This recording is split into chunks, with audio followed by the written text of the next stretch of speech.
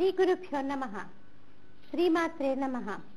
మరి శ్రీకృష్ణ పరమాత్మ నుంచి ఉద్భవించినటువంటి ఆ సరస్వతీదేవి మాఘమాసంలో శుక్లపక్షంలో పంచమీ తిథి రోజు ఉద్భవించిందని చెప్పుకున్నాం. ఆ తల్లి ఎలా ఉంది? సర్వశుక్ల అంటే ఆ తల్లి చాలా తెల్లగా ఉందిట.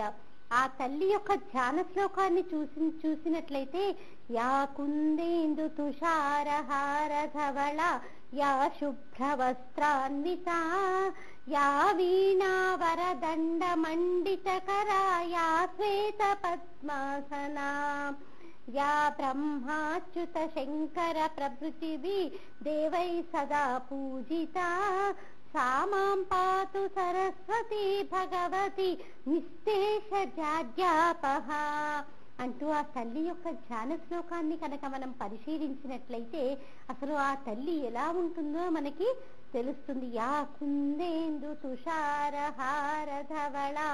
అమ్మవారుట కుందముడు అంటే ఏంటి? అమ్మవారు చక్కటి తెలుపు వర్ణాలు కలిగినటువంటి పుష్పాలు ఏ రకంగా ఉంటాయో, ఒక మల్లె పువ్వు అనుకోండి, కుంద పువ్వులు అనేసి మనకి కుందాలు అని చాలా తెల్లగా చక్కగా మొగ్గ ఉండేటట్టుగా పుష్పాలు విచ్చుకునేటటువంటి పువ్వులు మనకి కనిపిస్తూ ఉంటాయి. అలాంటి తెల్లటి పూలలాగా అలా ఆ తల్లి ఉంటుందిట. అలాగే ఎలా ఉంటుంది?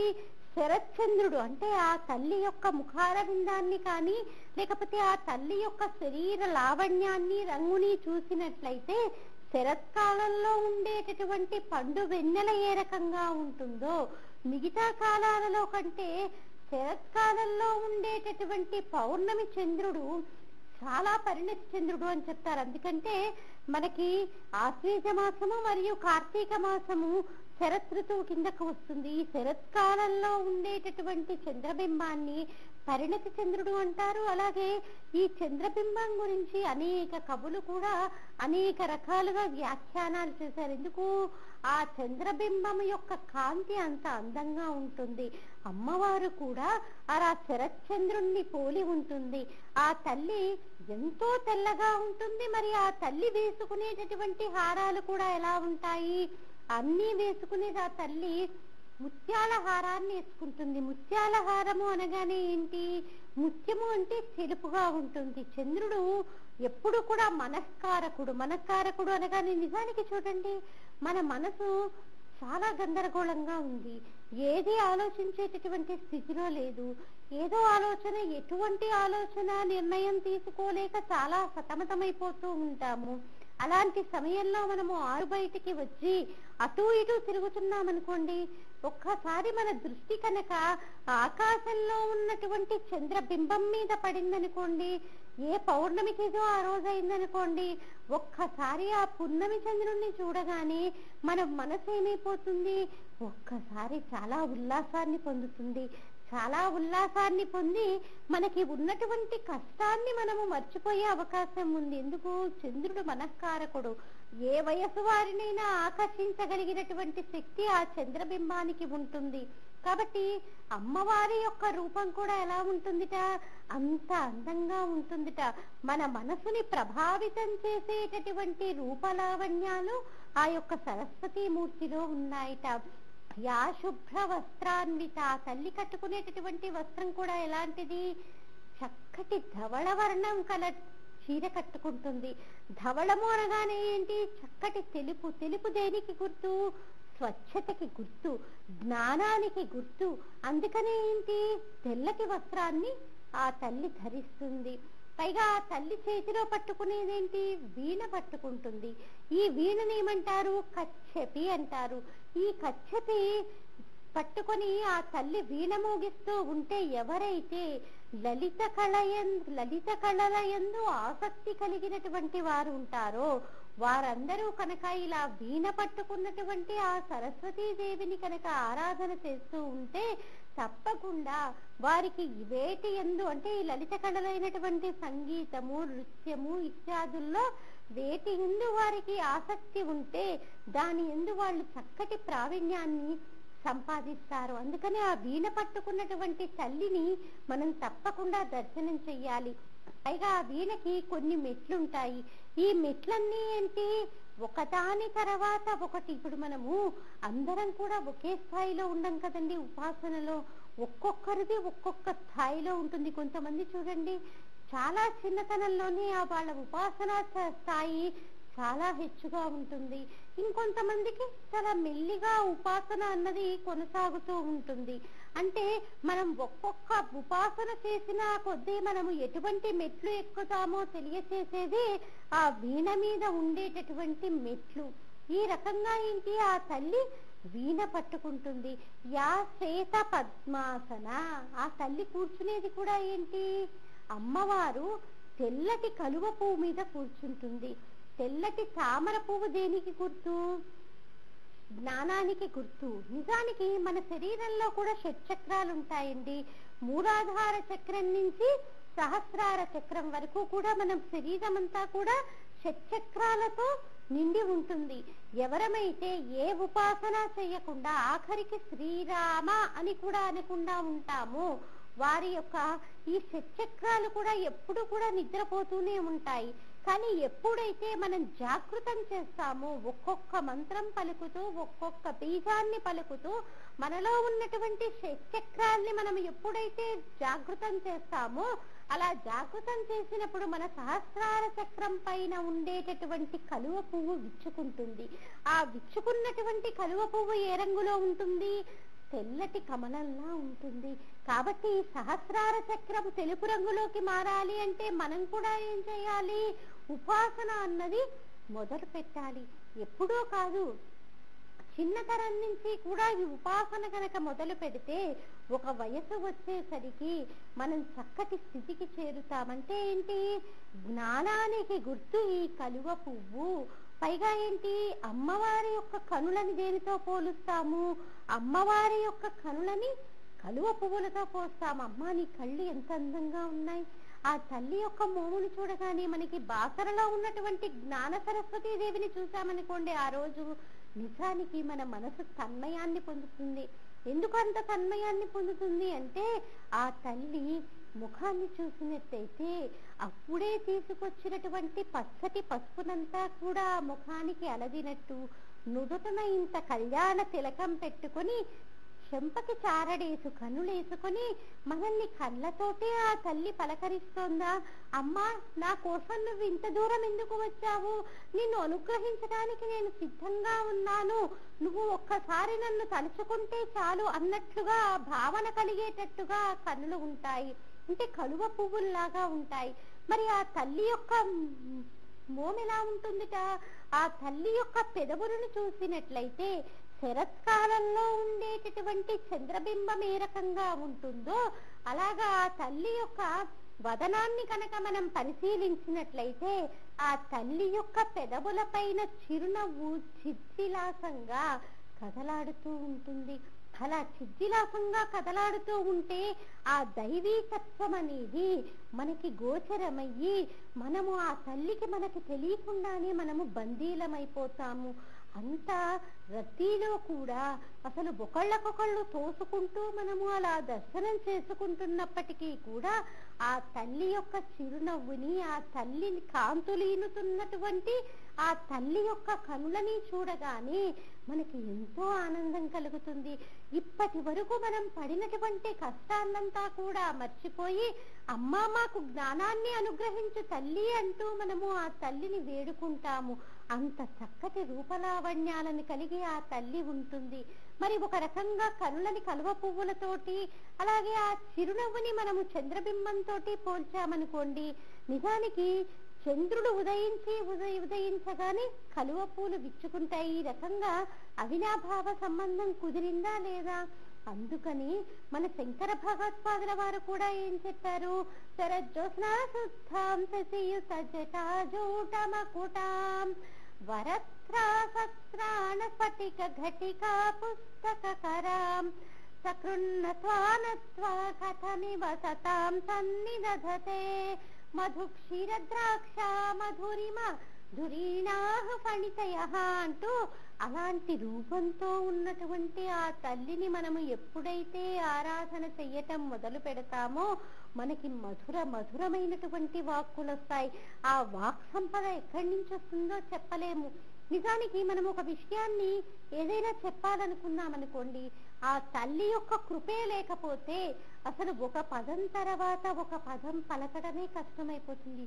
అరే దీని తర్వాత ఏం చెప్పాలి, దీని తర్వాత ఏది చెప్పాలి అని ఇలా వెతుక్కోవడంతో సరిపోతుంది. అలా కాకుండా మనకి ఈ పదాలు వాక్యాలు ఒక ఒరవడిగా ఒక ప్రవాహంలాగా వస్తూ ఉన్నాయంటే నిజానికి ఆ తల్లి యొక్క కృప మన యందు ఉన్నట్టే.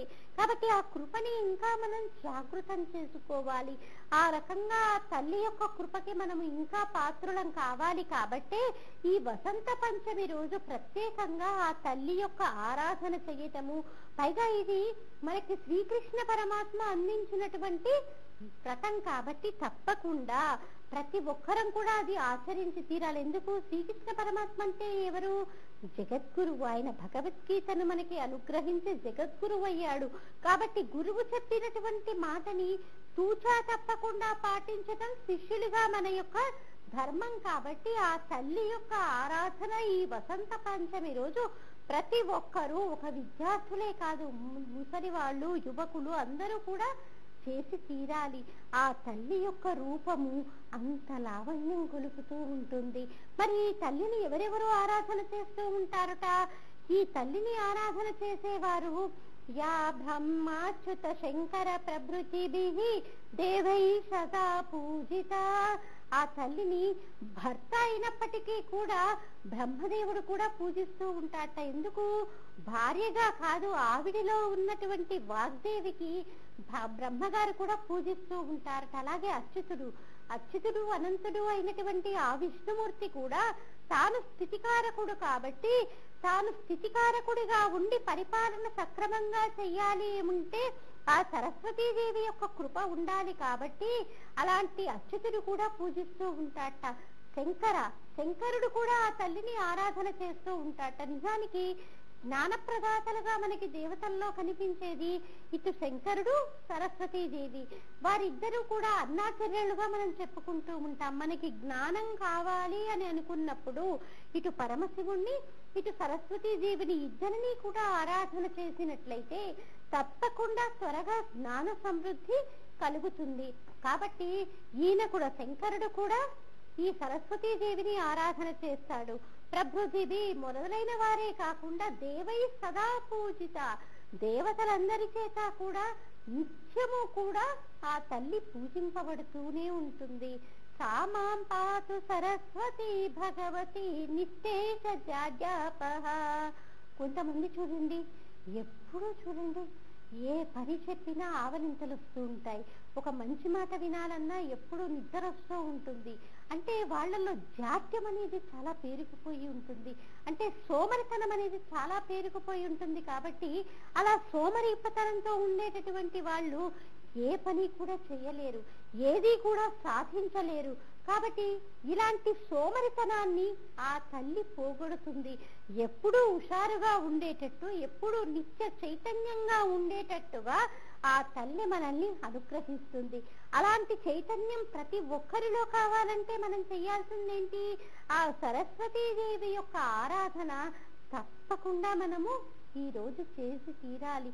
జాడ్యం, మనలో ఉన్నటువంటి సోమరితనం అనేటటువంటి జాడ్యాన్ని ఆ తల్లి తిప్పి కొడుతుంది. కొంతమంది చూడండి అక్కడే కూర్చొని ఉంటారు, రిమోట్ ఎదురుగానే ఉంటుంది, కానీ టీవీ ఆన్ చేసుకోవాలంటే రిమోట్ కోసమని భార్యని, ఎక్కడో వంటింట్లో పని చేసుకుంటున్నటువంటి భార్యను పిలుస్తారు. ఏమేవ్ ఒకసారి ఇలా రా అంటే పాపం ఆవిడ అక్కడ ఏదో వంటింట్లో పనుల్లో సతమతమైపోతూ ఉంటుంది. అంత సతమతమైపోతున్న ఆవిడే కూడా అయ్యో భర్త పిలిచాడు కదా, ఏం పని వచ్చిందో ఏంటో అంటూ గబగబా పరిగెత్తుకుంటూ వస్తుంది. ఏం లేదే, ఒకసారి టీవీ రిమోట్ ఆన్ చేసేళ్ళు, టీవీ ఆన్ చేసేళ్ళు, ఏదో ప్రోగ్రామ్ వస్తుందిట అంటాడు. అంటే ఎదురుగా ఉన్నటువంటి రిమోట్ తీసుకొని ఆన్ చేసుకోవాలన్నా కూడా ఆయనకి బద్ధకం. అంటే అంతటి జాడ్యంగా శరీరము ఉంది, మనస్సు కూడా ఉంది. అలాంటి జాడ్యం నుంచి తొందరగా బయటికి రావాలి అంటే ఆ సరస్వతీదేవి యొక్క కృప ప్రతి ఒక్కరికి ఉండాల్సిందే. మనము ఏవైనా కొత్త కొత్త పథకాలు చెయ్యాలన్నా, కొత్త కొత్త ఆలోచనలు మన మనసులోకి తిరిగి అవి చక్కటి రూపాన్ని దాచాలన్నప్పటికీ కూడా ఆ తల్లి యొక్క కృప వినలేనిది. కాబట్టి మనము ఆ తల్లిని ఆరాధన చేసి తీరాల్సిందే. మనలో ఉన్నటువంటి సోమరితనాన్ని, నిద్ర అనేటటువంటి జాడ్యాన్ని వదలగొట్టగలిగేటటువంటి శక్తి ఆ తల్లికి ఒక్కదానికే ఉంది. కాబట్టి ఆ తల్లిని మనము శరణంటూ ఈ యొక్క వసంత పంచమి రోజు తప్పకుండా ఆరాధన చేసి తీరాలి. పైగా ఆ తల్లి హంసవాహనం మీద కూర్చొని ఉంటుంది. హంస అనగానే ఏమనిపిస్తుంది మనకి? మనకి సృష్టిలో ఏ జీవికి లేనటువంటి ప్రత్యేకమైనటువంటి స్థానము హంసకుండండి. మనం పాలు నీళ్లు కలిపినటువంటి ఒక పాత్రని కనుక హంస దగ్గర పెడితే పాలని నీళ్ళని వేరు చేసేటటువంటి శక్తి ఆ హంసకి ఉంటుంది. అలా హంసకి ఉంటుంది కాబట్టి అంటే మనకి జ్ఞానాన్నిచ్చి అజ్ఞానాన్ని తొలగించగలిగేటటువంటి శక్తి కలిగినటువంటి తల్లి కాబట్టి ఈ తల్లి హంసవాహన అయి ఉంటుంది. అలా హంసవాహన అని చెప్పడానికి ఇంకొక రకంగా కూడా ఏంటి, హంస అనగానే చాలా మెల్లిగా ఊపిర్లు తీసేటటువంటిది. అంటే ఏంటి, మనం కూడా మన యొక్క ఆయుష్ కూడా మనం ఏమనుకుంటాము, వయస్సు రూపంలో మనకి ఆయుష్ని భగవంతుడు అనుగ్రహించాడు అనుకుంటాం. అది నిజం కాదు. మనకి ఊపిర్ల రూపంలో భగవంతుడు ఆయుర్దాయాన్ని అనుగ్రహిస్తాడు. ఈ జీవుడు ఇన్నిసార్లు ఊపిరి తీసుకోవాలి, ఇన్నిసార్లు ఊపిరి వదలాలి అని మనకి ఆయుష్ని నిర్ణయిస్తాడు. మనం తీసుకునేటటువంటి ఊపిరులు కొంతమంది చూడండి చాలా ఆవేశంగా, అంటే ఎదుట ఉన్నటువంటి వ్యక్తి ఎవరు అన్నది కూడా ఆలోచించకుండా ఇష్టం వచ్చినట్లుగా మాట్లాడుతూ ఉంటారు. అలా ఆవేశంగా మాట్లాడేటప్పుడు చూడండి వారి ఉచ్ఛ్వాస నిశ్వాసల యొక్క స్థాయి పెరిగిపోతుందంటే ఊపిరి చాలా త్వరగా తీసుకుంటూ ఉంటారు, వారు త్వరగా వదిలేస్తూ ఉంటారు. అంటే ఏంటి, మన ఆయు ప్రమాణం తగ్గిపోతూ ఉందన్నమాట. అంటే అంత ఆవేశంగా మనము మాట్లాడకుండా మన ఊపిర్లని మనము అదుపులో ఉంచుకోవాలి అన్నది తెలియచేయటం కోసం. అంటే అయ్యో నువ్వు సరైనటువంటి మార్గంలో నడువు అని తెలియచేసేది ఈ హంసవాహన అయినటువంటి ఆ తల్లి హంస పైన కూర్చొని మనకి ఎల్లవేళలా కూడా గుర్తు చేస్తూ ఉంటుంది. అయ్యో నువ్వు మర్చిపోతావేమోరా అంటూ మనకి గుర్తు చేస్తూ ఉంటుంది. నీ ఊపిర్లని నువ్వు లెక్క కట్టుకో, అందరితో కూడా స్నేహభావాన్ని కలిగి ఉండు, అందరికీ కూడా నువ్వు జ్ఞానాన్ని అనుగ్రహించడానికి ప్రయత్నం చెయ్యి. నీలో ఏ శక్తి అయితే ఉందో ప్రతి వ్యక్తిలో కూడా ఏదో ఒక శక్తి దాగుకొని ఉంటుందండి. అది ఎప్పుడూ కూడా మనము దానికి మనలో ఉన్నటువంటి శక్తిని మనం జాగృతం చేయలేదనుకోండి, అది ఎప్పుడూ నిద్రపోతూనే ఉంటుంది. అది ఎప్పుడూ నిద్రపోతూ ఉంటూ ఎదుటివారికి మన శక్తిని చేయనివ్వదు. అలాగే మనలో ఉన్నటువంటి మన శక్తిని మనం కూడా కనిపెట్టలేనటువంటి స్థితిలో మనం ఉంటాము. కాబట్టి మనలో ఉన్నటువంటి శక్తిని మనం తెలుసుకోవాలి అంటే ముందేం చేయాలి, మనకున్నటువంటి జాడ్యాన్ని మనం పోగొట్టుకోవాలి. ఈ జాడ్యాన్ని పోగొట్టుకోవాలి, ఈ సోమరితనాన్ని పోగొట్టుకోవాలి, ఈ నిద్రమత్తుని పోగొట్టుకోవాలి అంటే ఆ సరస్వతీదేవి యొక్క కృప మనకు ఉండాల్సిందే. కాబట్టి ఆ శుభ్ర వస్త్రాన్విత అంటే తెల్లటి చీర కట్టుకొని ముత్యాల హారాలతో ఉన్నటువంటి ఆ తల్లిని మనము ఈ వసంత పంచమి రోజు ఆరాధన చేసి తీరాల్సిందే. మరి అంతటి మహిమాన్వితమైనటువంటి వసంత పంచమి మనకి ఈ మాఘమాసంలో వస్తుంది. ఈ వచ్చినటువంటి ఈ యొక్క చక్కటి తిథిని మనం సద్వినియోగపరుచుకోవాలి. అంతటి శ్రీకృష్ణ పరమాత్మే ఆ తల్లిని ఉపాసన చేశాడు. ఇక మనమెంత, ఆయన జగద్గురువై ఉండి కూడా ఆయన ఆ తల్లిని ఆరాధన చేశాడే.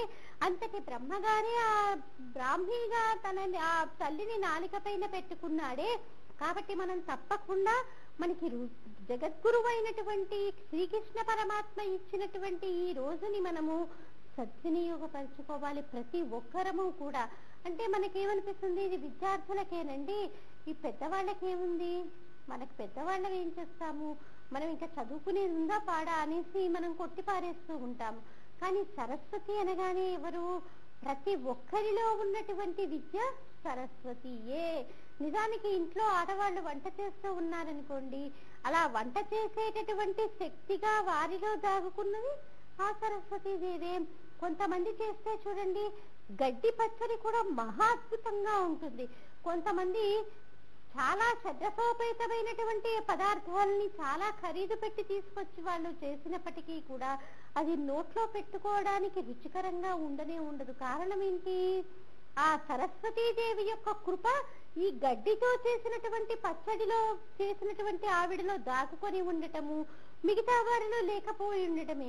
కాబట్టి ప్రతి స్త్రీమూర్తిలో కూడా వంట చేసేటటువంటి చైతన్య శక్తిగా దాగుకొని ఉన్నటువంటిది ఆ సరస్వతీదేవి యొక్క శక్తే. అలాగే ఒక శిల్పి దగ్గర ఉలిలో సరస్వతీ శక్తిగా దాగుకొని ఉన్నటువంటిది, ఆ ఉలిలో ఉన్నటువంటి శక్తిగా దాగుకొని ఉన్నటువంటిది సరస్వతీదేవి శక్తియే.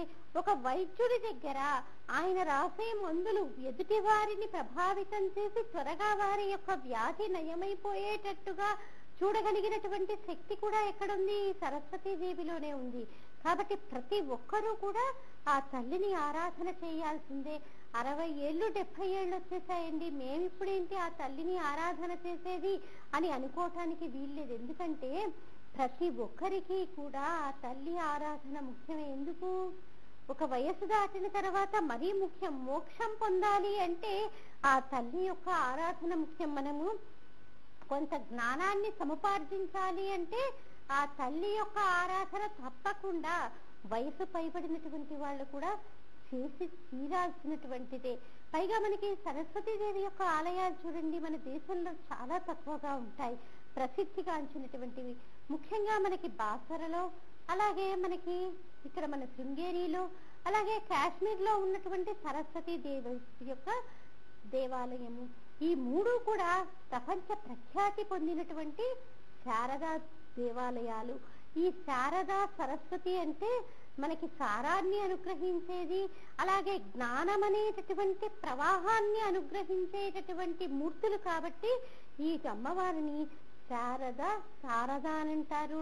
అలాగే ఈ తల్లిని సరస్వతి ప్రవాహినిలా ఉండి మనకి అన్ని చదువుని జ్ఞానాన్ని అనుగ్రహిస్తుంది. కాబట్టి ఆ తల్లిని సరస్వతి అన్నారు. మరి బాసరలో ఉన్నటువంటి ఆ తల్లి యొక్క వైశిష్ట్యం ఏంటి? మన తెలుగు రాష్ట్రాలలో అంతటి విశిష్టమైనటువంటి దేవాలయం ఉండడం నిజానికి మన యొక్క అదృష్టమేమండి. ప్రతి ఒక్కరం కూడా అక్కడ ఉన్నటువంటి ఆ దేవాలయాన్ని తప్పకుండా చూసి తీరాలి. నిజానికి ద్వాపర యుగము అంతమైపోతూ ఉన్నటువంటి సమయంలో, ఇక ద్వాపర యుగం అంతమైపోతుంది, కలియుగం ప్రారంభమవుతుంది అన్నటువంటి సమయంలో మన వేదవ్యాసుల వారంటే సాక్షాత్ విష్ణుమూర్తి. ఆయన ఏం చేశాడు? ఈ కలియుగంలో మానవులు ఉద్ధరణ పొందటం చాలా కష్టము. ఈ ద్వాపర యుగం చివరిలోనే ఇలా ఉందే ఉనికి, ఇక కలియుగం ప్రారంభమైతే ఇంకెలా ఉంటుందో. కాబట్టి దీనికి తగ్గట్టుగా నేను ఏదైనా రాయాలి, ఏవైనా పురాణాలు రాయాలి అని ఆయన సంకల్పించుకున్నాడు. సంకల్పించుకున్నదే తడవుగా ఏం చేశారు? ఆయన వాల్మీకి మహర్షిని కలిశాడు. ఎందుకు? అప్పటికే ఆయన రామాయణమైనటువంటి మనకి ఆది కావ్యాన్ని ఆయన మనకి అనుగ్రహించారు. కాబట్టి ఆయన వెళ్ళి వాల్మీకిని కలిసి, అయ్యా మీరు ఆది కావ్యమైనటువంటి రామాయణాన్ని మనకందరికీ కూడా అనుగ్రహించారు, మాకందరికీ అనుగ్రహించారు. నేను కూడా ఇలాంటి కావ్యాలను రాద్దామనుకుంటున్నాను, పురాణాలను రాద్దామనుకుంటున్నాను. నేనేం చెయ్యాలో మీరు నాకు అనుగ్రహించాల్సింది అని చెప్పగానే అప్పుడు వాల్మీకి మహర్షి చెప్పాడు, నేను శ్రీకృష్ణ కృతమైనటువంటి శ్రీకృష్ణ పరమాత్మచే ఇవ్వబడినటువంటి సరస్వతీ కవచాన్ని నేను 5 లక్షల పర్యాయాలు నేను జపం చేశాను. అందుకని నేను ఆ ఆదికావ్యమైనటువంటి రామాయణాన్ని నేను రచించగలిగాను. కాబట్టి నేను కూడా నీకు ఆ కవచాన్ని ఇస్తున్నాను, నీవు దాన్ని పుచ్చుకొని నీ యొక్క సాధన ప్రారంభించు అంటూ వాల్మీకి మహర్షి వ్యాస మహామునికి ఈ సరస్వతీ కవచాన్ని ఇచ్చారు. ఎప్పుడైతే ఈ సరస్వతీ కవచాన్ని వ్యాస మహర్షి పుచ్చుకున్నారో ఆయన ఏం చేశారు? ఒకానొక నదీ తీరానికి వెళ్ళి ఆయన దాన్ని జపం చేయటం మొదలు పెట్టారు. అలా జపం చేసిన తర్వాత ఆయన అమ్మవారి యొక్క కృపకి పాత్రులయ్యి 18 పురాణాలను రచించారు. అలాగే వేదమంతా కూడా, మన వేదాలన్నీ కూడా ఎలా ఉన్నాయి? అస్తవ్యస్తంగా ఉన్నాయి. ఏ వేదం ఎక్కడిదో, ఎక్కడి నుంచి దేన్ని పట్టుకోవాలో అన్నటువంటి విషయం తెలియకుండా అస్తవ్యస్తంగా ఉండేసరికి ఆయన వేదాన్ని విభజించాడు. అందుకే ఆయన వేదవ్యాసుడయ్యాడు. ఆ వేదాలన్నిటినీ కూడా విభజించి 4 వేదాలుగా వాటిని మార్చి చేశాడు. మరి ఇవన్నీ కూడా ఎక్కడ చేశాడు ఆయన?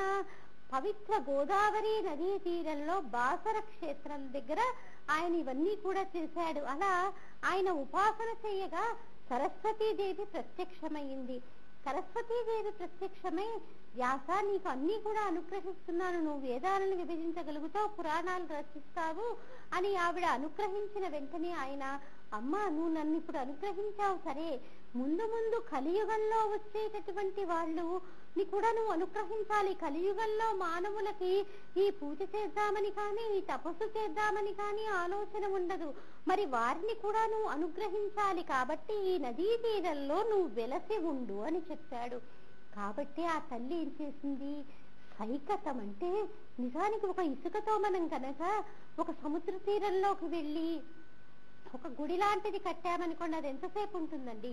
మహా అంటే 2 గంటలు ఉంటుంది, 3 గంటలు ఉంటుంది. ఇసుక ఎవరన్నా ఇలా అనగానే పడిపోతుందా లేదా? కానీ ఆ వ్యాస భగవానుడు ఆ సరస్వతి అమ్మవారి యొక్క మూర్తిని సైకతంతో చేశాడు. ఇసుకతో చేసినప్పటికీ కూడా ఎప్పుడూ ద్వాపర యుగంలో చేసినటువంటి ఆ సైకత మూర్తి ఇప్పటికీ కూడా తేజో విరాట్ రూపంతో మనల్ని అలరిస్తూ అనుగ్రహిస్తూ ఉంది ఉందంటే కారణం ఏంటి? ఆ తల్లి అక్కడ ఉండి మనల్ని కూడా అనుగ్రహించడానికి సిద్ధంగా ఉంది. ఆ తల్లి యొక్క చూపే కాదు, అక్కడ వ్యాస మహర్షి తపస్సు చేసినటువంటి శక్తి కూడా దాగుకొని ఉంది. కాబట్టి ఇటు అమ్మవారి శక్తి, ఇటు వ్యాస భగవానుడి యొక్క శక్తి కలిసి ఆ క్షేత్రము అంత పవిత్రంగా విరాజిల్లుతూ ఉంది. ఎన్ని వేల మంది పిల్లలకి అక్కడ అక్షరాభ్యాసం చేయించడానికి తహతహలాడిపోవడానికి కూడా తల్లిదండ్రులు కారణమదే. మా పిల్లలు కూడా భవిష్యత్తు ఉజ్వలంగా ఉండాలి, అక్కడ అక్షరాభ్యాసం చేయిస్తున్నాము అని అనుకోవడానికి కూడా కారణం అది. అక్కడ అమ్మవారి కృప ఉంది. అంత తపస్సు చేసినటువంటి వ్యాస భగవానుడి యొక్క ఫలితం కూడా ఉంది. ఇవన్నీ దృష్టిలో ఉంచుకొని ఆ క్షేత్రము ఇంత మహిమాన్వితమైన క్షేత్రంగా ఉంది. మన తెలుగు రాష్ట్రాలలో అలాంటి క్షేత్రం ఉండటం నిజంగా అందరం కూడా గర్వించాల్సినటువంటి విషయం. అలాగే మనం సామూహికంగా కాత్యాయని వ్రతాలు నిర్వహిస్తున్నామమ్మా. ఈ కాత్యాయని వ్రతాలు ఎవరికైతే వివాహం ఆలస్యమైతుంది అనుకుంటున్నారో వాళ్ళందరూ కూడా ఈ కాత్యాయని వ్రతం చేసుకున్నంత మాత్రాన వివాహాలు చాలా త్వరగా అవుతాయి. దీనికోసం మీరు సంప్రదించాల్సినటువంటి టెలిఫోన్ నెంబర్ 8112512611 సంప్రదించగలరు. ఇంకా దీనికి సంబంధించినటువంటి విషయాలు మళ్ళీ మన కార్యక్రమంలో తెలుసుకుందామమ్మా.